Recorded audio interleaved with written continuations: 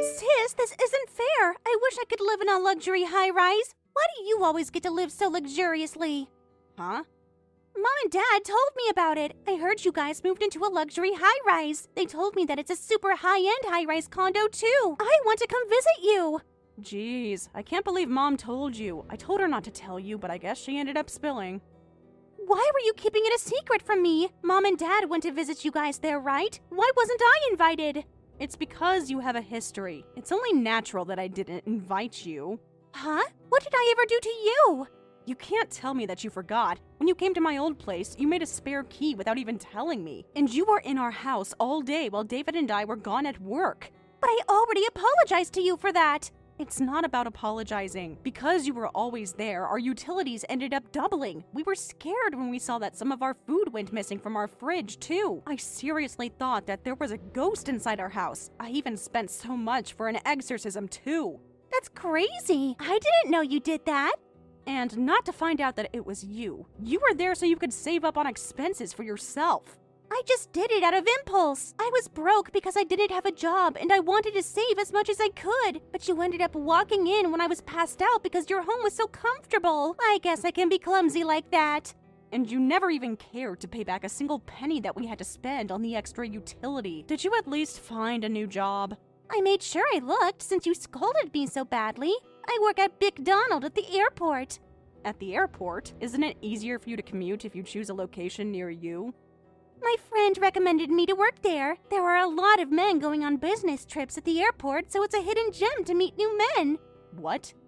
They'd be asked to go on a business trip abroad, so they're all people who are great at their jobs, too. I heard a lot of girls get hit on there, and many of them get married to a rich man. It takes an hour for me to get to the airport from my house, but it's worth it if I consider that I could marry a rich man.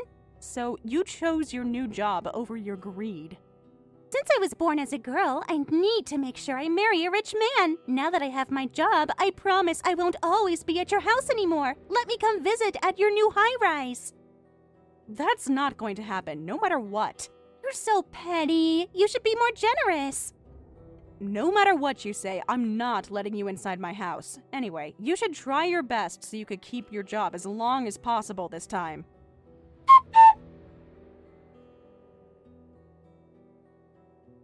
Allie, I'm sorry, but my friend will be visiting our home this weekend.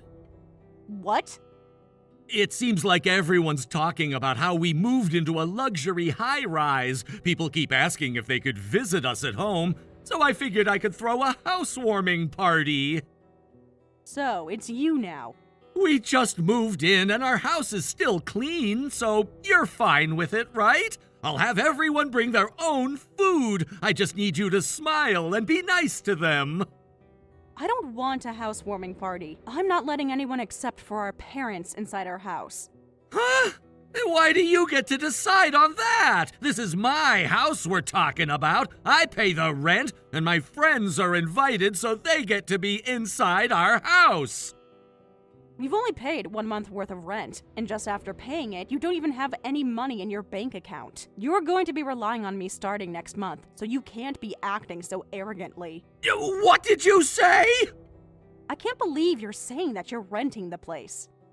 Of course I plan on paying for next month's rent too. I told you before, I'm a genius investor. When I practiced with an app, I turned a $200,000 savings into $1 million in just 1 year.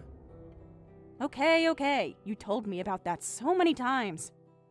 If I play around with foreign exchange just the way I practiced, I'm sure I'll make the same amount of money. And when that happens, I could afford to buy the high-rise condo instead of renting it out. So, how is it going after that? It's been a month since you quit your job to become an investor. Have you been generating the results that you predicted for yourself? What? Seeing the market recently, it looks like things are moving towards the opposite direction that you said. Oh, shut up! Investment needs to happen in the long run. Even though it's going down right now, I'm sure it'll rise again. You don't even have any idea what you're talking about. Jeez, you're trying to end this conversation so conveniently for yourself again. Anyway, we're going to invite my friends to throw a party at our house. If you don't like that, you can leave the house during that time. It's my house, so I get to decide on what to do. Okay, fine. I'll be out that day then.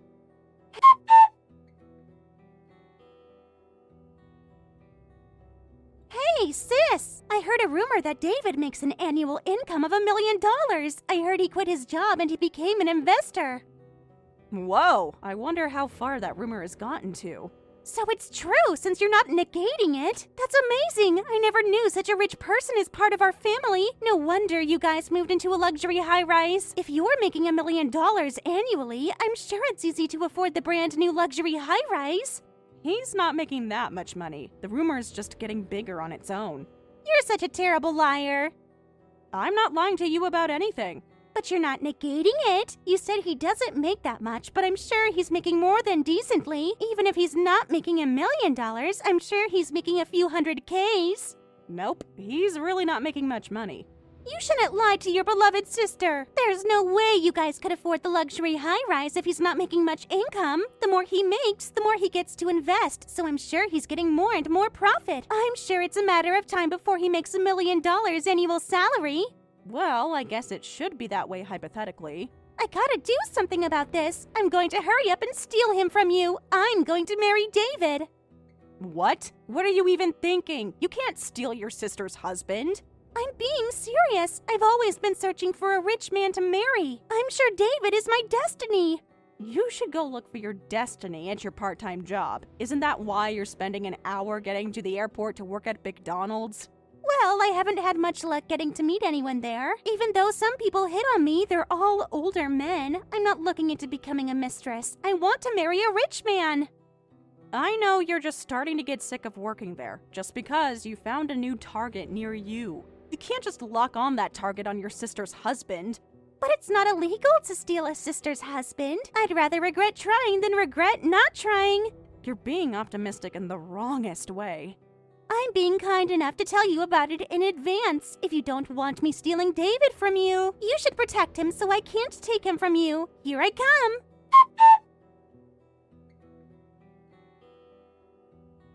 I'm sorry. It was so easy. I didn't think that I could steal David from you so easily. What did you just say? I went to approach David immediately after we talked the other day, and then I was successful. I guess being young is the best thing ever. You're kidding me. Did you really lay your hands on David? He immediately fell for me. He told me how sick and tired he was of the marriage with you. I'm sure he would have left you even if I didn't try to steal him from you. Sick and tired? Is that what David said? Yep, he had a lot to say about you. Oh my goodness.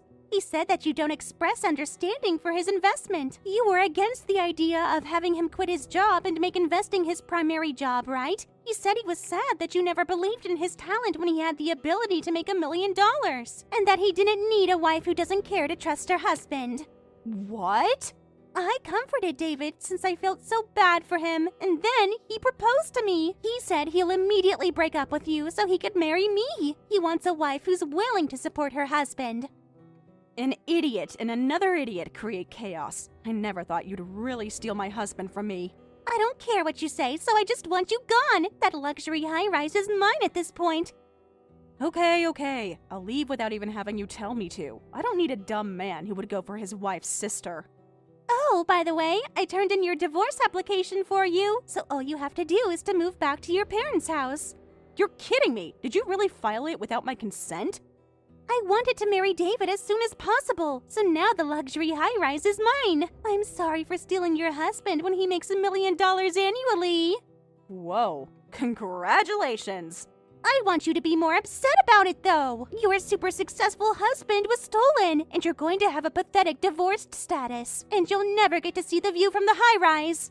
That's not true. I make enough income to live in a place like this. What? Thanks for taking away the dumb husband from me. He was only making $1 million annually in the app. I've been thinking about how to break up with a dumb husband who can't keep his delusions apart from the reality. What do you mean by that? Delusions? Does that mean he was lying when he said he makes $1 million income? I've been telling you, haven't I? I told you that David doesn't make much income. He made $1 million in an app that lets him practice investment. It wasn't an actual investment, and in reality, he's been losing a lot. Losing a lot? Thanks for taking that idiot from me. I'll gather my belongings right away, so best wishes for you. Goodbye. Wait, hold on. I need you to explain what's going on. Are you really saying that David doesn't make $1 million income? That's right. He's about to be in debt at this rate. What? It seems like he became confident after earning $1 million in that app. He says that he's a talented investor, and despite how hard I tried to convince him not to, he decided to quit his job, and he invested everything in his savings for foreign exchange. All his savings? This means that David has no asset as of now. He's just an unemployed man who calls himself an investor. What about the luxury high-rise, though? He can't possibly afford that place unless he is successful in the investment. That was what David decided for himself. He said it's best to start with the looks. So he signed the contract at the high-rise. He doesn't have anything in his savings, so he could only afford 1 month worth of rent. What about the rent next month, then?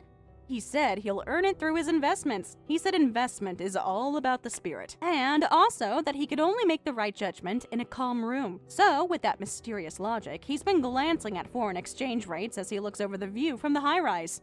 What? But you said he's been losing through those investments, right? You said he's about to go in debt, right? So, as his wife, Molly, you're going to be paying for the rent starting next month. I'm just an ex-wife who's getting kicked out of here. What? I think you guys will be cute together. Bye now.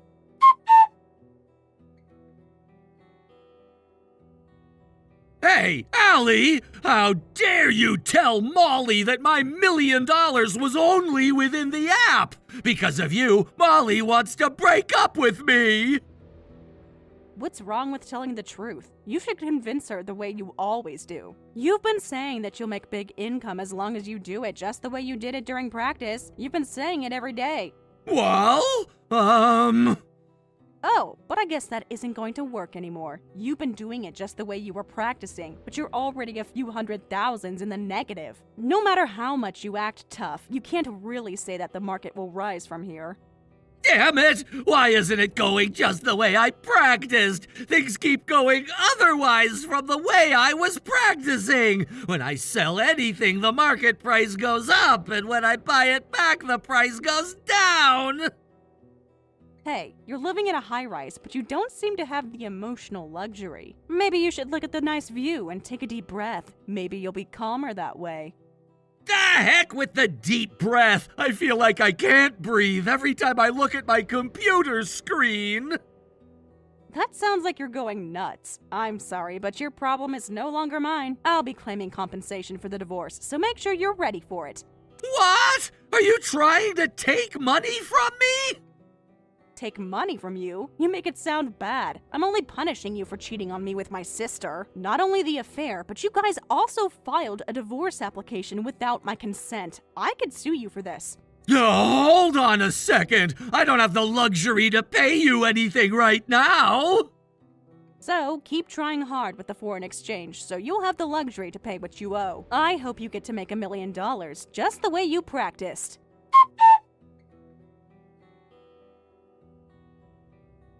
You were completely right about everything. I'm going to break up with David. I don't want him. You can have him back. I don't want him either, so don't even bother. No returns accepted. Please don't dump that poor man.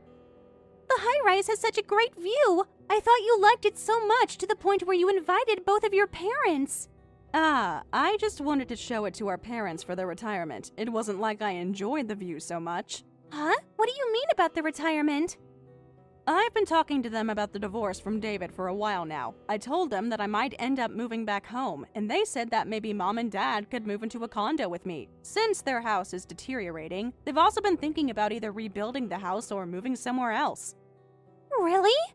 So, I wanted to show them what it's like to live in a high-rise. I thought I could rent them a similar place if they liked it. Really? Does that mean they won't be living in that house anymore? I guess so. So, you can let David go if you want, but you won't have a home to go back to. What? Am I not allowed to move in at the condo that you guys would move into? Of course not. I don't ever want to see your face again. Mom and Dad said that they don't want to deal with you any longer. Oh my goodness. You've been chasing after boys' butts without even getting a legitimate job, and you ended up stealing your sister's husband. Of course, Mom and Dad don't even know what to say to you. Why do you guys have to be so cold to me? You got to break up with David thanks to me. Yep, I appreciate you for that, but this is a whole different topic from the affair. Even though he was such an idiot, I still had some sort of feelings for him, and I don't plan on forgiving you guys. Mom and Dad are already planning to sell the house, and we decided on which condo to purchase. I'm sorry, but we're not telling you our address either. What kind of condo will you be moving into? Our mortgage will be about the same as your place, but since we'll be moving out of the city, it'll be a little bigger. What? Are you sure you can afford the mortgage that's about the same as the rent here? I've been curious about it, but have you been making so much income? I make about $300K a year. What? How do you even make so much money? It's because I've been working diligently all these years, unlike you. This is the result after working hard all along. I make $200K as my prime income, and my investment is worth about $100K. Were you also investing? I've been doing it just for fun though, but I made sure I studied a lot. The key to investing is using only surplus funds you can afford to part with. I made sure I followed that philosophy so I could enjoy a stress-free investment. Oh my goodness. So, I understand how dumb David was being with the way he invested. I'm sure things will be tough, but good luck to both of you.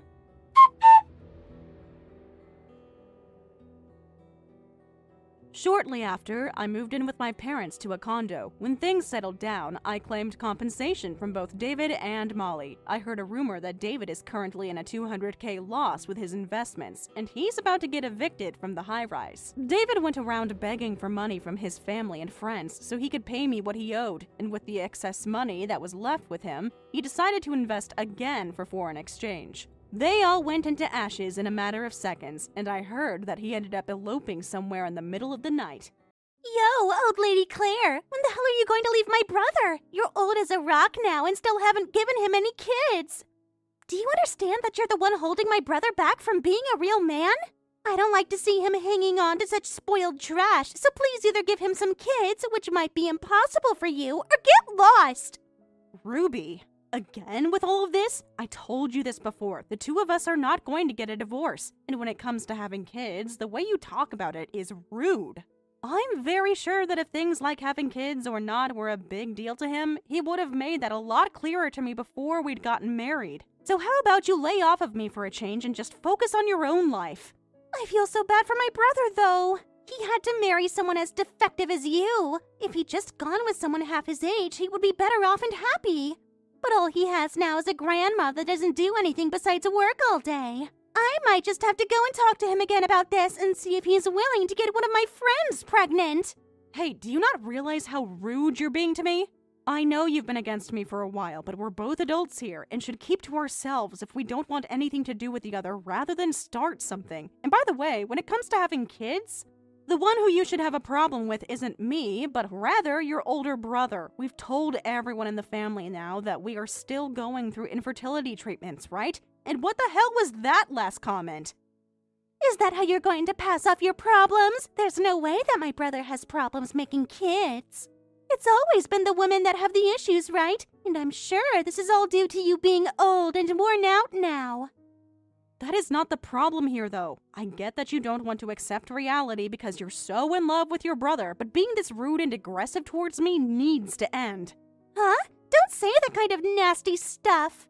What does me loving my brother have to do with you being a defect? I'm not having problems accepting reality either. You're not? Because right now it seems like you've made a world of your own to escape the truth of this world. I feel that you're getting the wrong idea here, so I'll tell you straight. Even though you're married to my brother, you'll always be an outsider. I've never thought of you as my family, and I never will. So stop trying to act like you are so close to me when you aren't. All right, I get that. But I am still married to your brother, and him and I are family and plan to grow it. So I'd rather you not talk bad about us and be nice. Huh? Shut up! You're gross! Are you saying all of this because you're that old? I'm sorry, but you're never going to have a family with my brother. You call me old and all that, but I'm still in my early 30s. I don't think this is the correct age for you to be calling me a grandma or anything close to that. Well, I'm in my early 20s. And to me, a woman that's only just gotten married in her 30s is garbage, right? How the hell did you even get my brother to start liking you? When he saw that I was working very hard in my career, he fell in love with me and told me just that. Of course, I did spend a lot of my younger years working, but now that I have him in my life, I'm a very happy woman. And of course you are. Who wouldn't be happy being married to my brother? But the fact that you got to marry him without ever getting my permission first?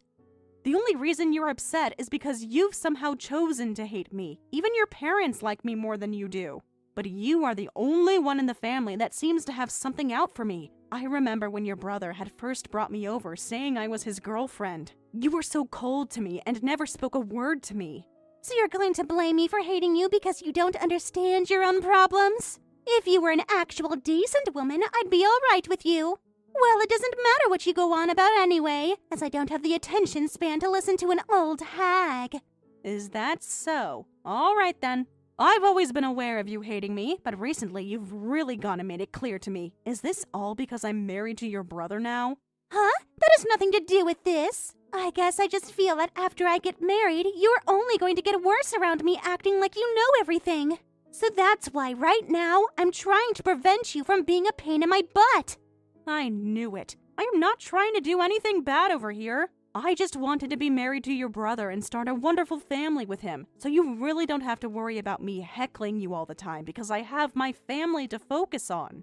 You talking like you're my older sister is really freaking annoying. The only person that I see as my sibling is my brother. I'll never accept you as my sister-in-law, okay?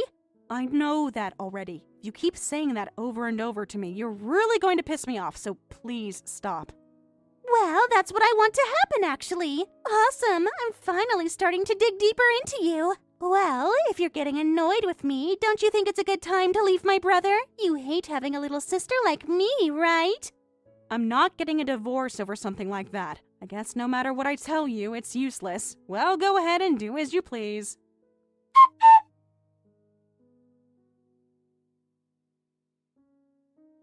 Good work today, Claire. As for the next meeting that's been planned for everyone within the company, we're going to move forward with what's on the schedule. If you have anything to say about it, please let me know.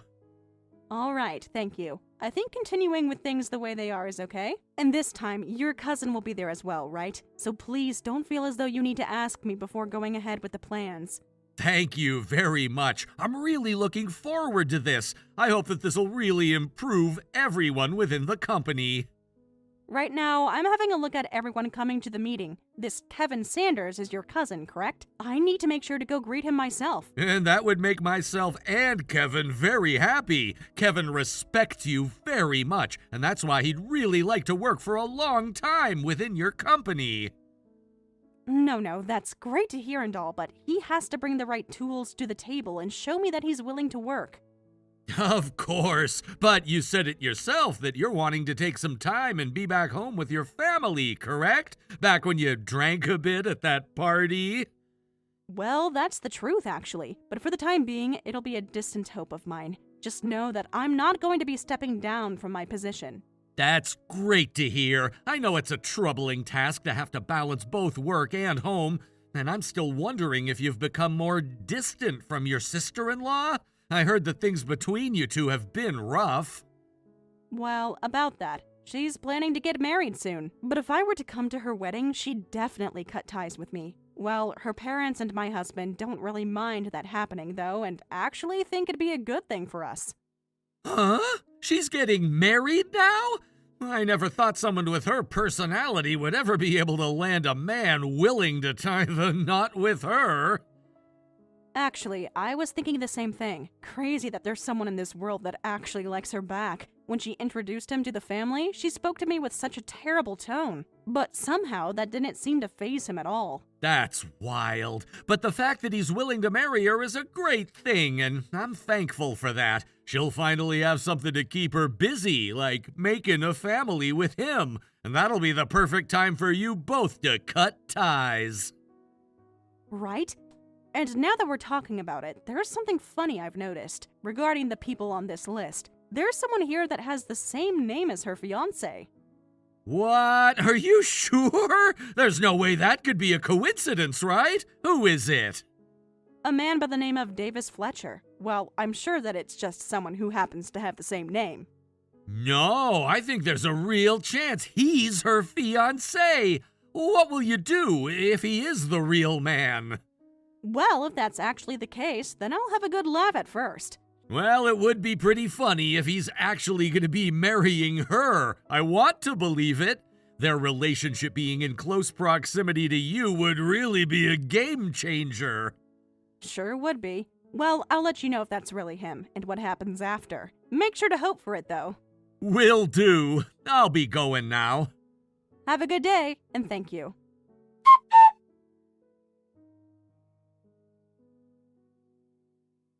What? Have you really come to my wedding? What the hell do you think you're doing? I never even asked for you to be at this wedding. You can say that, but I'm still your family, and I'm not here today, though, to shove that in your face. In terms of why I'm actually here, it's only to see the wedding, and that's it. Do you not understand English or something? Why would I ever invite you to my wedding when you're just some old hag? For what reason did you really come today, Grandma? There's no seat for you here, so get out, please. Hey, Ruby, I think I've had enough of you. You and I are done. Huh? What are you talking about? Have you finally gone off the deep end, you rotten apple? This is your husband, Davis, and I've come to see my CEO and speak with her. And while I was talking with her, you happened to send her some very inappropriate messages. And my CEO, Claire, was kind enough to show them all to me. Huh? Wait, what are you saying? This is really you, Josh? Why would you be using my sister-in-law's cell phone right now? After seeing what you'd been saying to her, I asked to borrow her phone so that I could speak with you. And from what I've seen come out of your deranged head, I want you to come and apologize to her right now. Huh? I have no idea what's going on right now. Can you tell me what's actually going on right now? Ruby, this is me again. I just got my phone back from Davis. I'll be explaining everything to you now. What the hell are you talking about? Why are you and Josh acting like you know one another so well? Well, the company that Davis was accepted into happens to be the company that I run. Huh? You're not kidding me, right? Wait, you have been a CEO? For real? And it makes sense that you're only learning about that now. Back when I'd gone to your parents' house to introduce myself and tell you all my career, you spilled hot tea all over my lap and then ran off. And you were then never able to hear about who I am and what I do. Well, I'm sure that something like that happened a while back. Wait, you haven't actually been showing Davis everything I've sent to you, right? Oh, I have been. Right now, he's standing next to me looking like a ghost after all he's read. I've heard from him that you talked all sorts of trash about me before to him, and that you planned on cutting ties to me after the wedding, right? I did. Well, don't worry, because that's what I'm planning to do as well. So hey, let's cut all ties right now. I feel that at the point we're at now, that's really the only option. Well, that's fine by me. But that also means you'll be divorcing my brother now, right? Nope. I've been having a wonderful time being your brother's wife. We would never think of splitting up just to please his bratty little sister. Really, we're just going to be cutting ties with you. Huh? I'm not okay with that now, actually. I meant that you leave my whole family when I said I'd cut ties with you. But in your case, you'll be out of your family's house once you're married. The only one getting kicked out of the family will be you, right? Why would I? Shut up, you old outsider! You really can't stop talking. Well, don't worry, because I've thought about that as well. If you're going to keep trying to stay around my family, then I'm going to cut ties with your husband as well and fire him from the company. Huh? Wait, why? That has nothing to do with us, right? Oh, it has a whole lot to do with us. Your husband is going to be working for me. You wouldn't want that, right? That and this are two completely separate topics, though. Davis is so happy to have a job there right now. He's going to have a really good salary there, and I'll be able to become his housewife soon as well. Our marriage will be perfect as long as he has that job. That sounds too good to be true, don't you think? I'd really want to cut ties with me, but you also want your husband to work for me? But if he continues to work there for you, you'll one day give him your role, and he'll get the company, right? So I think we can stay a family for a little while longer. What? Who do you think you are? You've told me so many times that you hate me, and after the amount of times I've had to deal with you, why would I ever make your husband the next CEO, allowing you to have a wonderful life? I get it. I don't want things to get out of hand. You're more than welcome to be at the wedding today, but just make sure to make Davis the next CEO. Hold on. What are you talking about, Claire? You're asking for him to be the next CEO, when I'm considering having him fired right now. You know that after this, you and I will never see one another again, so you should be happy that I'm covering all my bases. But that's taking things way too far. What did Davis ever do to deserve this? He married someone like you is what he did. He doesn't seem to be smart enough to choose a good wife for himself. Do you think you can live a happy life married to him after this? There's no way you can do that. There's always the possibility that if you were to divorce Davis and to come to me right now asking for forgiveness on your hands and knees, I let him keep his job. But just a second ago, you made it seem pretty clear that you would be fine without me around. Well, it doesn't matter now because I've already made up my mind to cut ties with you. So I don't care what happens to you both. You're kidding me, right? I was so happy to finally have the chance to be a housewife. My life is going to be ruined. Well, that's all thanks to your horrific attitude. Right now, Davis is pretty furious with you. I think, by the way he's talking about you, your marriage to him won't last much longer. Your time is fleeing you very quickly, so you'd better get to work on changing your personality and making things right with him.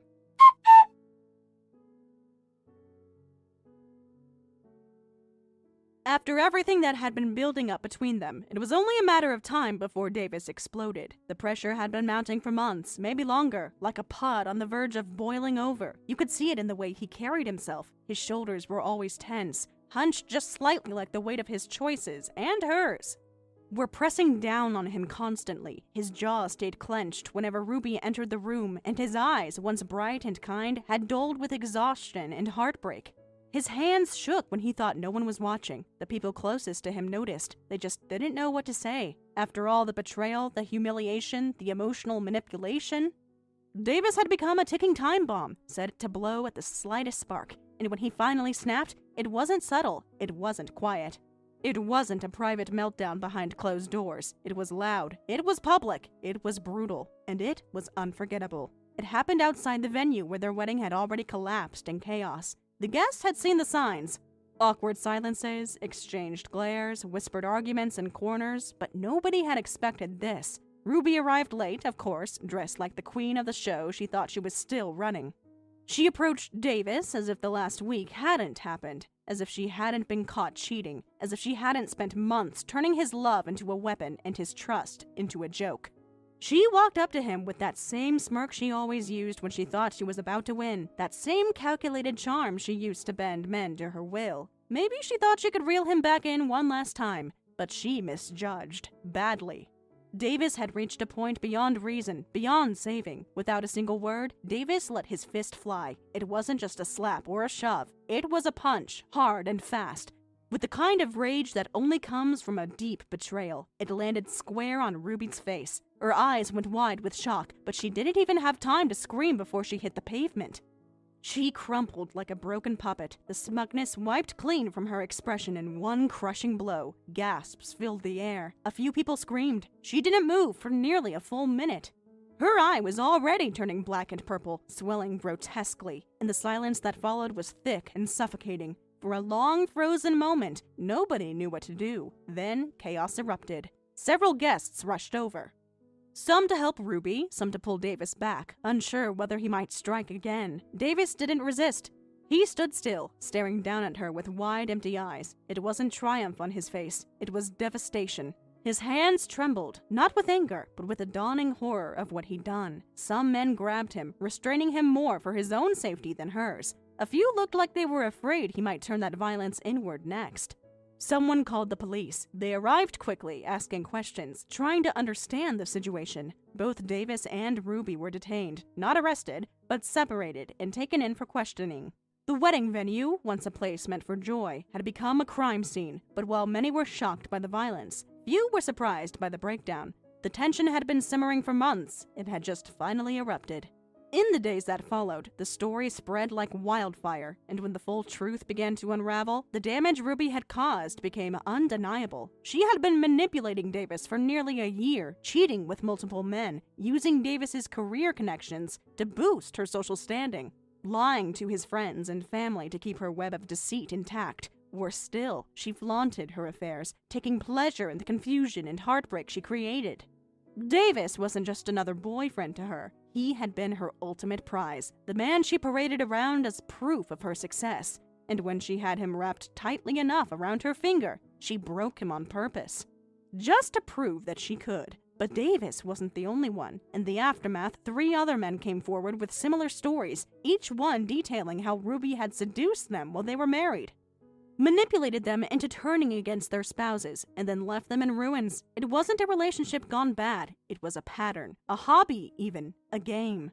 The media caught wind of it, and soon Ruby was being dragged through the public square. Her name trended online, not with admiration, but with outrage. People called her a predator, a narcissist, a homewrecker on a campaign of destruction. Her friends, what few she had left, fell away quickly, not wanting to be associated with a scandal.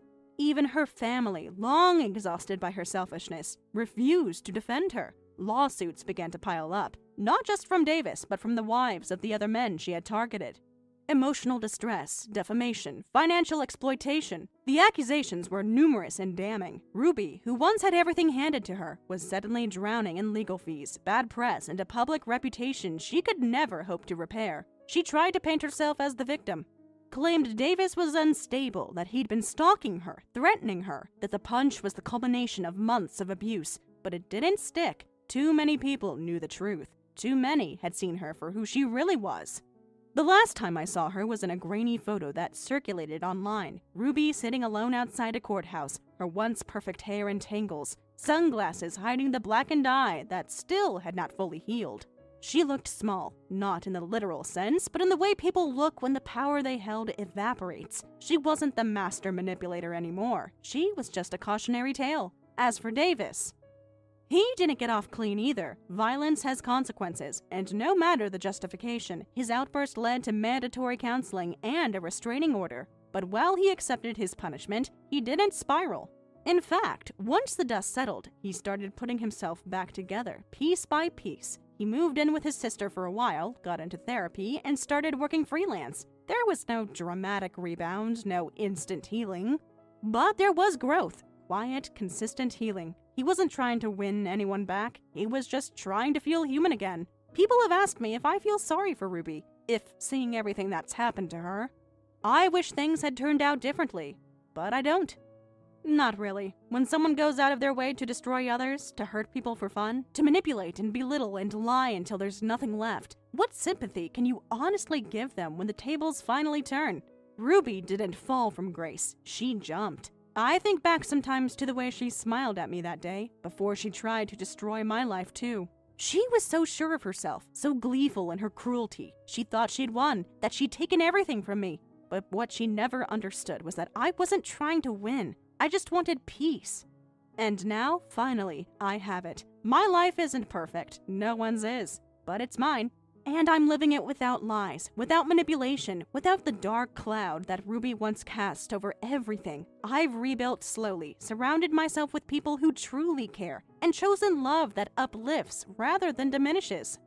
I don't need revenge. I don't need closure. I just need a distance, and I have that now, more than ever. If I ever see Ruby again, it won't be with fear or anger. It'll be with the calm certainty that she no longer has any power over me. She was a chapter in my life, a painful, chaotic one, but she's no longer the story. And if there's one lesson I hope others take from all of this, it's this. Protect your peace. No matter how charming someone seems, how beautiful, how confident, they can still be poison. And once you recognize that, don't wait. Walk away. Run if you have to, because life is too short to let someone like Ruby decide your worth. I survived her. I survived the destruction. And now, every day that I wake up in my own bed, surrounded by the people who matter, I'm reminded that surviving was just the beginning. Thriving, truly thriving, is the real ending, and mine is just beginning. Thank you for watching and listening. We hope you enjoyed the video. Don't forget to like this video and subscribe. Also, feel free to leave a comment about what you thought of the story. We look forward to seeing you at the next story. Leah, I really think you should call off the wedding, like immediately. Marrying an unemployed guy? That's basically the end of your life. What? I heard from Sam. You're getting married, right? But I can't believe your fiancé is a NEET. Just because you like how he looks doesn't mean you should throw your whole future away. A NEET is a hard no. Hold on just a second. My fiancé is not a NEET. Huh? He works. He actually has a job. What exactly did my brother tell you? Well, he said your fiancé never leaves the house. That he hates going outside and just stays indoors all the time. And I heard he does all the cooking and cleaning too, right? Like, how is that not a NEET? All he does is sit around at home doing chores. That's a complete misunderstanding. Yes, it's true. He doesn't like going outside and usually stays in. But that's because he works from home. He has a fully remote job. Wait, so he works from the house? Exactly. It's a fully remote position. He doesn't even occasionally go to the office. He chose a company where he can do everything from home because he really dislikes going outside. Oh, come on, that's not a real job. Work means going out, facing the world, meeting people. Sitting at home and pretending to work, that's just fake. Total NEET behavior. What? So it's true then, your fiancé's a NEET. I mean, what kind of adult never leaves the house? That's just weird. Leah, seriously, you need to rethink this whole wedding. I get it, he's your first boyfriend and you're probably caught up in the excitement. But marrying a NEET? That's a disaster waiting to happen. Again, I'm telling you, he's not a NEET. And while we're at it, if you think adults staying home is weird, then what about you? What about me? Well, you're always home too, aren't you? You're a stay-at-home wife. You spend all day in the house. So if staying home and working is such a problem, then aren't you the same as my fiancé? Oh, please, I'm a woman. It's normal for women to stay home, but a man staying home all the time, that's just creepy. Excuse me? A real man works outside. He should be sweating, hustling, making money in the real world. Just look at Sam. He's at a top-tier company, working from morning to late at night. That's what a man is supposed to be. My fiancé also works long hours, from early morning to late at night. The only difference is that he works inside the house instead of outside. All right then, tell me this. Does he wear a suit while working at home? What? No, of course not. He wears something comfortable. Then that's not real work. Men who work wear suits. If he's sitting around in sweats or a hoodie or whatever, that's not a job. That's just pretending. So yeah, he's a NEET. Seriously? I'm just saying, marrying a guy like that is a huge mistake. You should listen to your dear sister-in-law's valuable advice and seriously reconsider.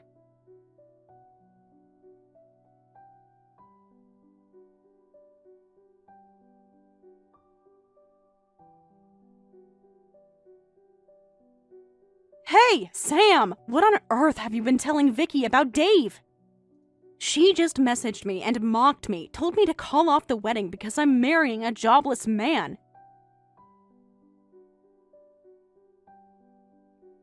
Wait, what? Vicky actually said that to you? Yes, and I kept trying to explain to her that Dave works from home, that he's doing just fine financially, but no matter how many times I said it, she acted like it was nonsense. So I'm asking you, what exactly did you say to her? How did you describe him? I'm so sorry, Leah. I really am. I did tell her that Dave works from home. I was clear about that, but you know how Vicky is. She just refuses to accept anything outside of her own narrow worldview.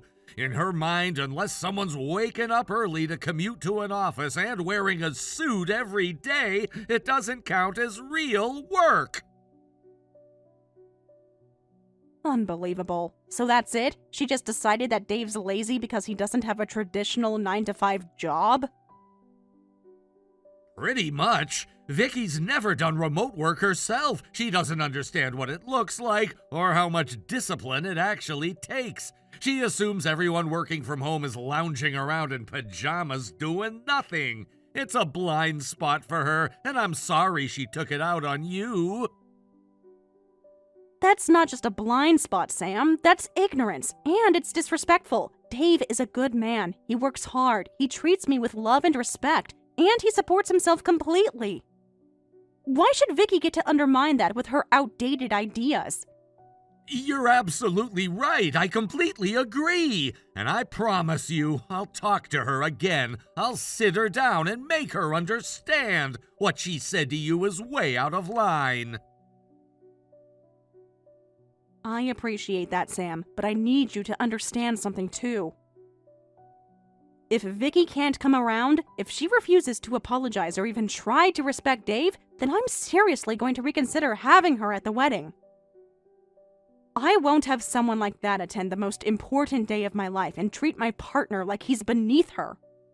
What? Wait, no, Leah, come on. That's really serious. Please don't say that.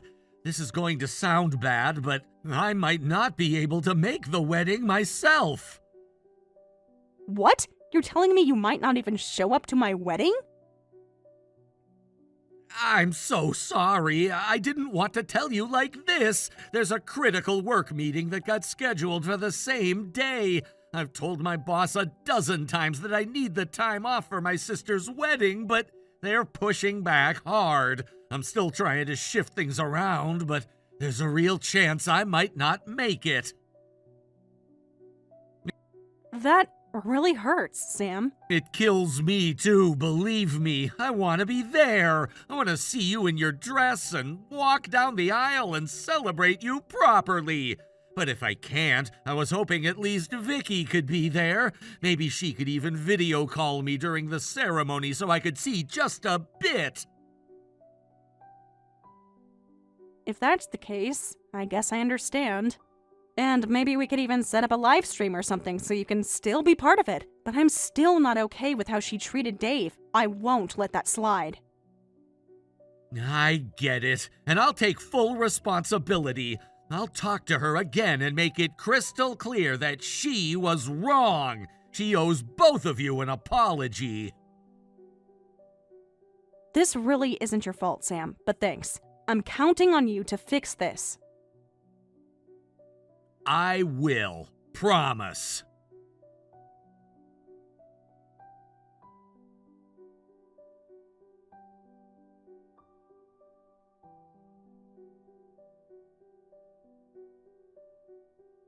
Leah, congratulations on your wedding! What a beautiful day for a ceremony! Thank you so much! By the way, where are you right now? The ceremony starts in 10 minutes, but I don't see you anywhere. That's actually why I'm messaging you. I won't be attending your wedding after all. What? I did show up once, but I've already left. I'm in a taxi heading home. Wait, what? Why did you leave? Weren't you supposed to attend in Sam's place? We even scheduled a video call during the ceremony so Sam could be part of it. Yeah, well, honestly, there's no way I could sit through a wedding this tacky. I'm sure Sam will understand why I had to bail at the last minute. Tacky? What exactly about today's wedding do you think is tacky? I mean, come on. Hosting an extravagant wedding at a fancy venue while being unemployed? It's vulgar. Your husband is a shut-in neat, and yet you're splurging like you're royalty. Who even thought this was a good idea? Neat? Wait, are you seriously still under the delusion that my fiancé is unemployed? It's not a delusion, it's a fact. You keep saying he's working from home, but that's just your excuse to cover up his neat status. I've never seen a grown man stay at home and actually earn money. Wow, I didn't expect you to be this stubborn. I bet you're just relying on wedding gifts to pay for this whole thing. Your neat husband clearly can't afford something like this. Honestly, throwing a wedding while counting on everyone else's money is just pathetic. Only low-class people do that. We paid for the ceremony ourselves. We're not relying on gifts from our guests. Oh, really? Then why did Sam write a $5,000 check for his wedding gift? What? Sam gave that much? Exactly! That's all the proof I need. You begged him for money because you couldn't afford the wedding. That kind of shamelessness is disgusting. You're just proving you should have never gotten married in the first place. You've got it all wrong. I never asked for a dime from Sam. This is exactly why I told you to break up with that neat.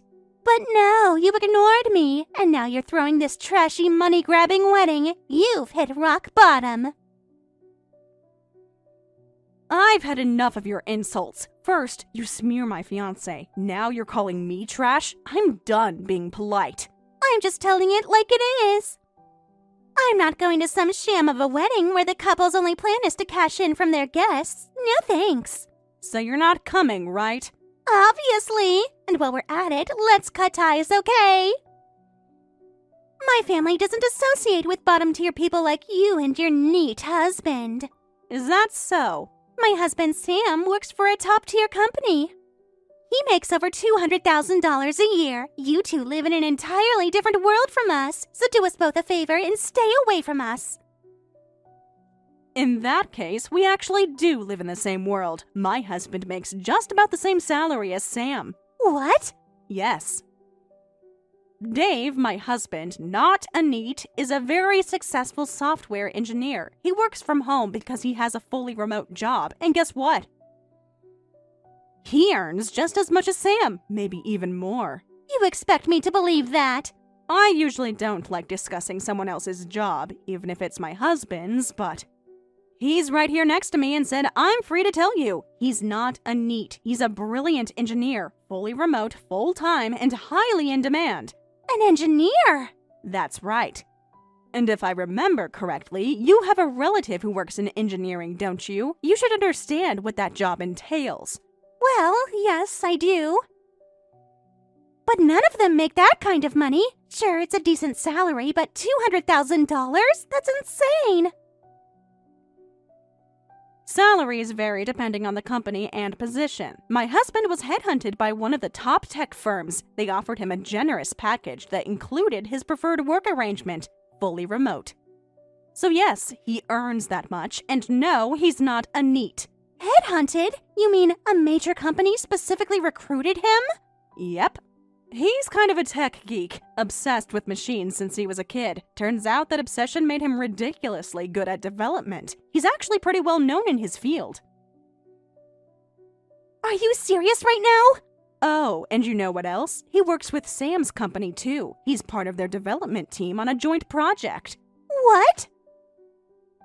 He and Sam actually have frequent video meetings. When I first introduced Dave to Sam, they both froze in shock.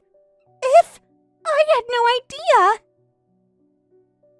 Sam's generous gift makes more sense now, doesn't it? He probably saw it not just as a friend's wedding, but as something meaningful both personally and professionally. Sam is kind, respectful, and smart. You should try to follow his example. So, he's not a NEET. He's working with Sam's team at a major firm. He makes that much money. Oh my god! I'm glad the truth is finally sinking in. I had no idea. You, on the other hand, can go back home and reflect.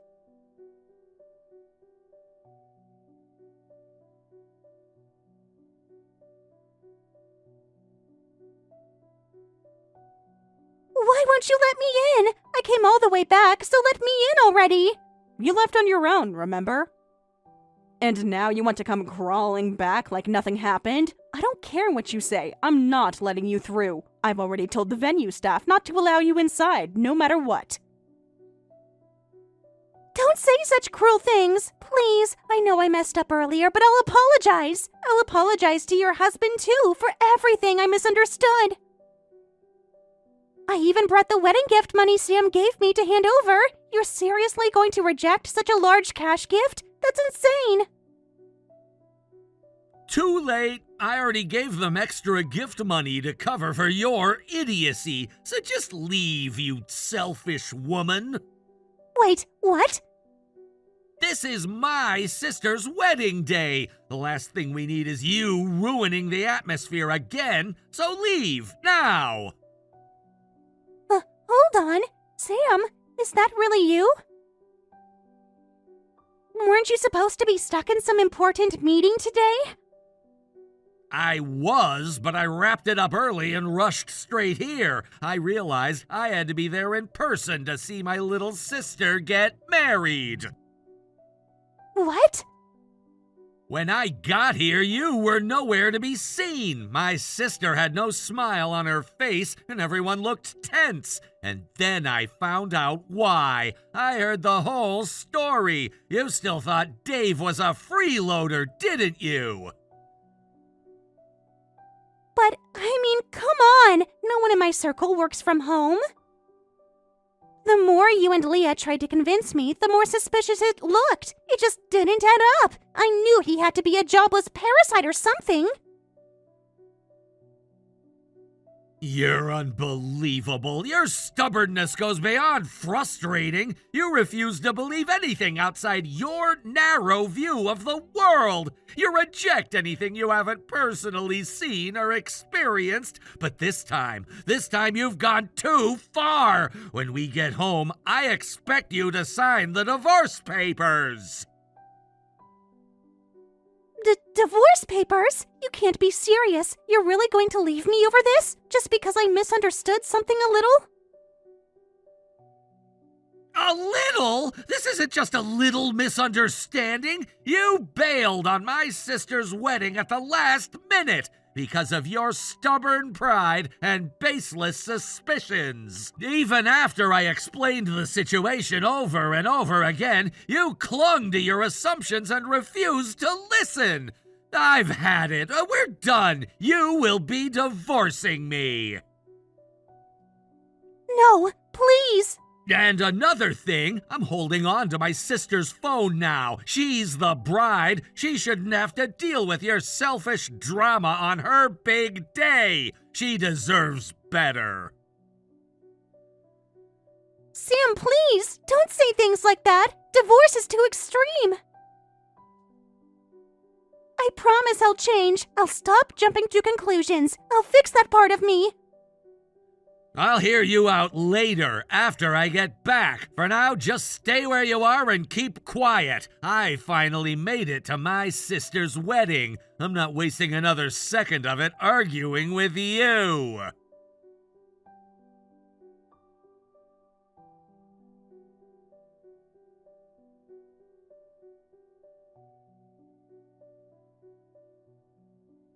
Leah, help me. Please, I'm begging you. If this keeps up, I'm really going to end up divorced. No matter how many times I apologize, Sam won't forgive me. He says he's completely done with me. That he can't even imagine a future where we stay married. He keeps repeating it. That divorce is the only option left. Thank you for everything up until now as my sister-in-law. I wish you the best of luck. Please, take care. What the hell? Why are you accepting this so casually? I'm telling you I don't want a divorce and that I need your help. Don't just give up on me. Think of a way to fix this. Well, truthfully, I actually support the divorce. And honestly, I'd rather not have any more to do with someone who's that delusional. If this divorce means you'll finally be out of our lives, then I'm all for it. You can't be serious. Please don't say that. I am trying to fix my bad habits, I swear. If I get divorced, I'll be unemployed. I'm a stay-at-home wife, remember? I finally married into comfort with Sam. I got to stop working. If we split now, what was the point of it all? Wait a second. Are you seriously saying you became a housewife just so you wouldn't have to work? Duh! You think I want to wake up at 6 a.m. every morning and go to some office? No thanks. I just want to lounge around the house and boss people around while I call it housework. Wow. And to think you had the nerve to mock my husband for being unemployed. It's different when it's a girl. Women should be able to live comfortably as housewives. That's why it's a man's job to support that lifestyle. A man who stays home is just wrong, period.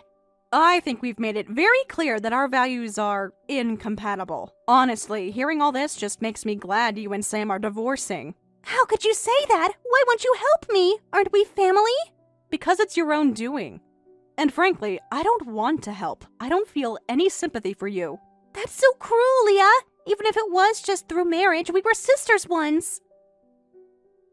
Fine, if you won't stop the divorce, then at least give me a job. Excuse me?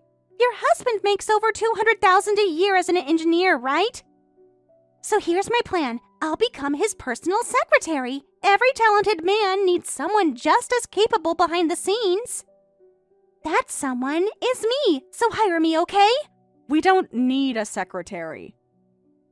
And I don't believe for a second you're capable of supporting anyone, let alone my husband.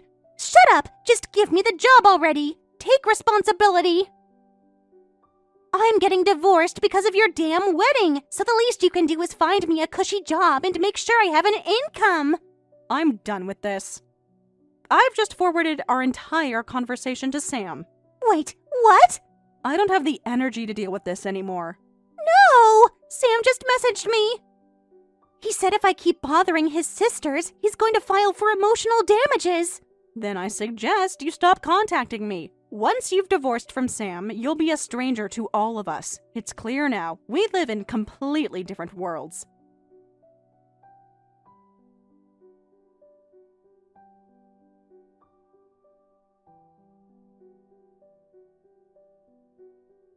Not long after that, my brother and his wife finalized their divorce. It wasn't exactly a surprise to those who had been paying attention. Apparently, for quite some time now, she had been causing trouble left and right. Her wild assumptions, impulsive behavior, and chronic misjudgments had created headaches for just about everyone around her, whether it was neighbors, family, friends, or even my brother's close circle of childhood companions. She had a knack for turning ordinary interactions into dramatic spectacles. More than once, she'd misread a friendly smile as flirting, or a casual conversation as betrayal.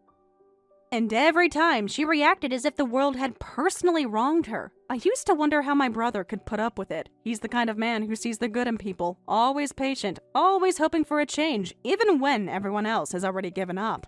For years, he kept his frustrations to himself, telling us only that she was a little intense or that things are complicated. But we knew. We all saw the cracks forming in their marriage. Even if he tried his best to patch them up behind closed doors. I remember the day he finally told me it was over. His expression was calm, but I could see the sadness in his eyes. An exhausted kind of sadness. The kind that comes when you've given everything you have and still come up short.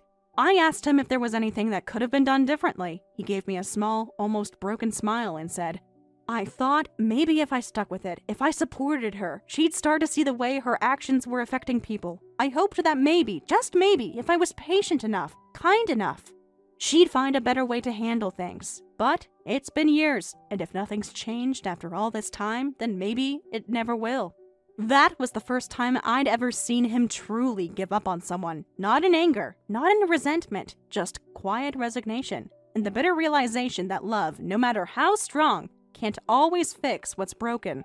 After the divorce, Vicky moved back to her hometown. She's working part-time at a local supermarket now, just enough to keep herself afloat. From what I hear, she's trying to live quietly, avoiding attention, hoping to blend back into the fabric of the small community she once left behind. But things aren't going smoothly. Not at all. You see, that supermarket has its own little social ecosystem, and it just so happens that one of her co-workers is a notorious gossip. An older woman who treats rumors like currency and thrives on the chaos of half-truths. It didn't take long for her to dig into Vicky's past, or at least the version of it that made for the most salacious story. And so, just like that, Vicky became the star of a scandal she didn't see coming. The rumor spread quickly that she had fallen in love with her sister-in-law's husband, tried to steal him away, ruined a wedding, and ended up divorced because of it. Every detail was wrong, twisted, exaggerated, or outright fabricated. But that didn't matter. Once a story like that takes hold in a small town, it's almost impossible to shake. Vicky tried to correct the record. She spoke up. She told her co-workers the truth, or at least her version of it. She explained that she hadn't fallen in love with anyone, that she hadn't ruined any wedding, that her divorce was the result of personal struggles, not some soap opera betrayal. But the more she tried to clear her name, the more the gossip twisted her words, because the truth is never as interesting as a scandal. Every time she walked down the aisle at the supermarket, she could feel the eyes on her, the whispered conversations that stopped the moment she came near, the cold smiles, the fake politeness. People love to feel morally superior, and Vicky had, whether fairly or not, become the cautionary tale they all pointed to. She was the girl who made a mess of everything, the one who was supposed to have it all and threw it away. At first, she was defensive, angry even. She insisted she'd done nothing wrong. She blamed others for misjudging her, for believing lies, for twisting the truth into something ugly. But slowly, something began to change. She started showing up to work earlier, keeping to herself, avoiding unnecessary conversation. She stopped pushing back when people repeated the false stories. Instead, she listened.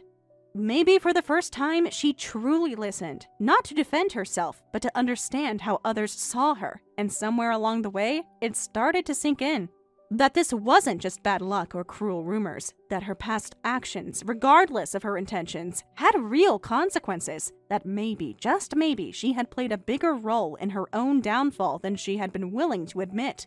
From what I hear, she started to reflect more deeply on everything that happened. The friends she alienated, the people she hurt with her unchecked suspicions and misplaced anger, the brother she lost. Not because of one big mistake, but because of hundreds of small ones that built up over time. People change in strange ways. Some are forced to grow through hardship, others through isolation, and Vicky, for all her flaws and missteps, seems to be going through something real now, an awakening of sorts. She's not the same volatile person she once was, or at least she's trying not to be. It's hard to say if she'll ever be accepted again. Her reputation in that town may never fully recover, but perhaps the more important question is whether she's learning to accept herself, to face what she's done without excuses, and to live with it one day at a time. Sometimes that's the best any of us can do. I don't know what the future holds for her. Maybe she'll stay in that town and slowly rebuild her life from the shadows. Maybe she'll leave again someday, once she's strong enough to start fresh somewhere no one knows her name. But wherever she goes, I hope she carries this experience with her. Not as a burden, but as a lesson. Because we all stumble. We all make mistakes, but growth only comes when we stop blaming others and start looking inward. Vicky is still young. There's time, and if she truly learns from this, if she truly commits to being better, then maybe, just maybe, this chapter of her life doesn't have to be the last word, but one thing's for certain, she'll never forget what it feels like to be the subject of whispers, to walk into a room and feel the weight of 100 unspoken judgments pressing down on her shoulders. And perhaps, in the end, that's exactly what she needed, to understand the damage her impulsiveness caused, and to finally feel what it's like to be on the receiving end of the kind of chaos she used to unleash on others. There's a strange kind of justice in that. Not revenge, not punishment, just clarity. The kind that doesn't come from being told you were wrong, but from realizing it on your own. And that realization, that's where real change begins.